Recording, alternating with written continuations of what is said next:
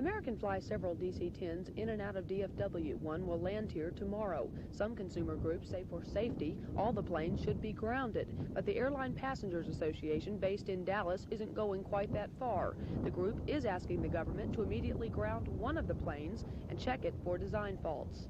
We're asking that the government take a DC-10 or a representative number of DC-10s and test that airplane, number one, for metal fatigue and possibly also design.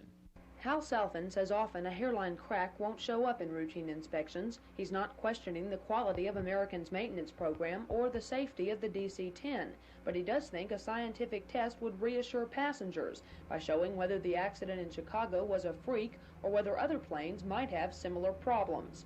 But FAA investigators are questioning just how an engine could fall off of a well-maintained plane. It may take them several months to find an answer. They do know what happened. The plane crashed when the engine fell because the sudden weight loss caused it to cartwheel in midair.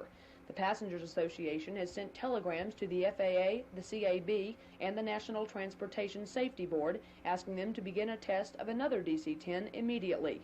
Selfin hopes to get an answer tonight. Karen Parfit, the Texas News.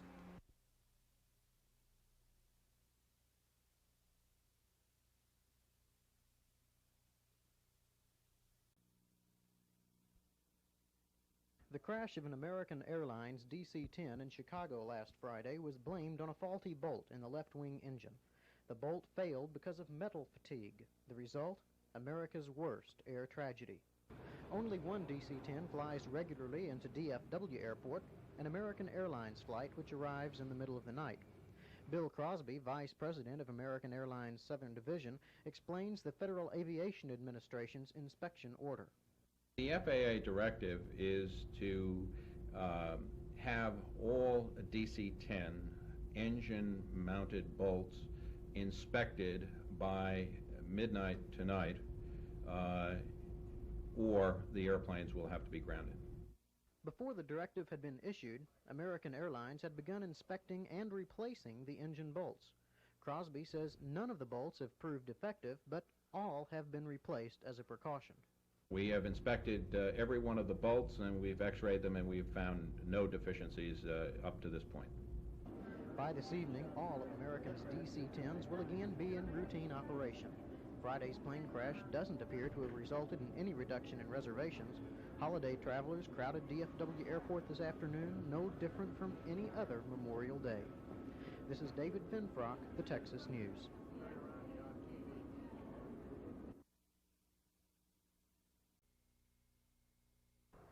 Despite the fact that the safety board said American was guilty of improper and abusive maintenance, American officials have been very quiet about the ruling. What little the airline would say was in a short statement that came out this afternoon. In it, American said at least half of the blame for the crash should go to McDonnell Douglas, the people who built the plane. The Transportation Safety Board noted that the pylon could be damaged during normal maintenance, and American argues that was at least as responsible for the crash as American's maintenance procedures. But American insisted on removing the engine and pylon in one piece, despite McDonnell's recommendation that it be done separately. People inside American Airlines say McDonnell Douglas never told them not to do it in one piece, even though the company was aware that American and Continental Airlines weren't following the maintenance recommendation. McDonnell admits that it knew American wasn't following the recommended procedure, but when pressed further, all its spokesman would say was that maintenance is the responsibility of the airline. His company had done its part. While all this catcalling goes on, the safety board wants changes to make sure that somebody is responsible. The board wants the airlines to make a report on the hazards of any maintenance that doesn't follow the manufacturer's recommendations, and that maintenance would have to get FAA approval. The safety board also wants a better definition of exactly what a major and minor repair really is.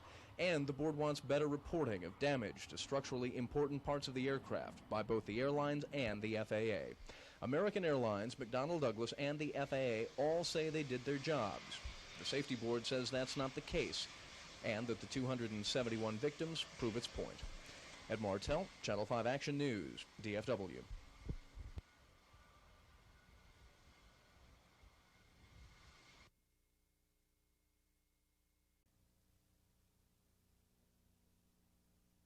The National Transportation Safety Board lays the whole thing at American's door. Not surprisingly, American disagrees.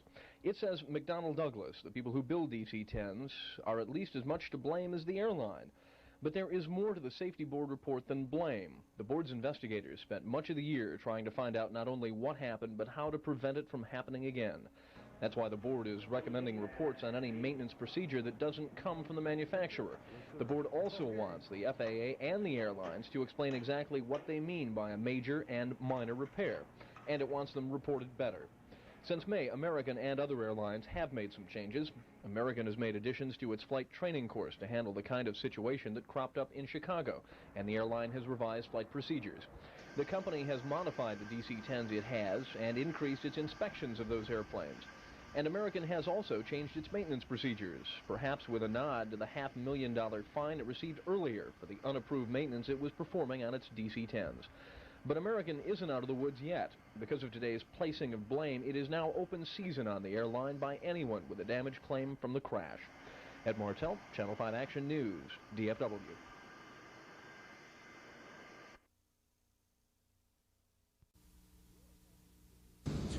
The Airline Passengers Association says that American shouldn't be taking all the blame for what happened in Chicago last May. As a matter of fact, the APA feels that American probably did more than anyone else to try to avoid what happened in Chicago.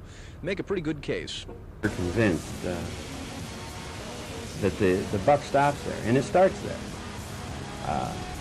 From what we know of the FAA and their charter, they really have three real functions, and one is surveillance over maintenance, surveillance over design, approval of design, surveillance over full safety, and even the operational procedures of the aircraft. The argument goes that if the FAA isn't doing its job, then the airlines can't even begin to do theirs, and Pylon stands by American's effort to do that job to keep its machinery safe.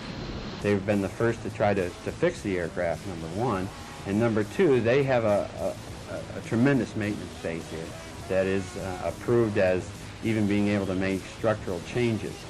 But the FAA still has a surveillance obligation over those structural changes and over watching how that aircraft is done and sharing information between other carriers.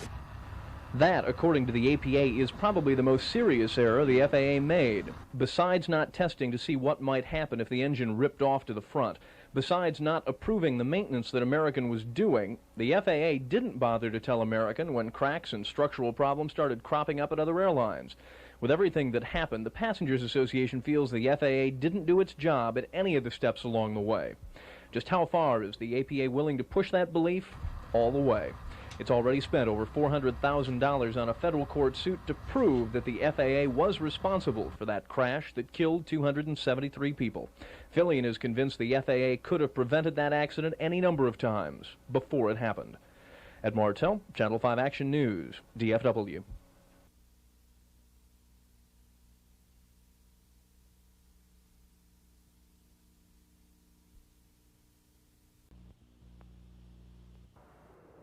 The Federal Aviation Administration is supposed to be responsible for all the parts of American aviation safety, from design of aircraft to inspection of the craft after they're built.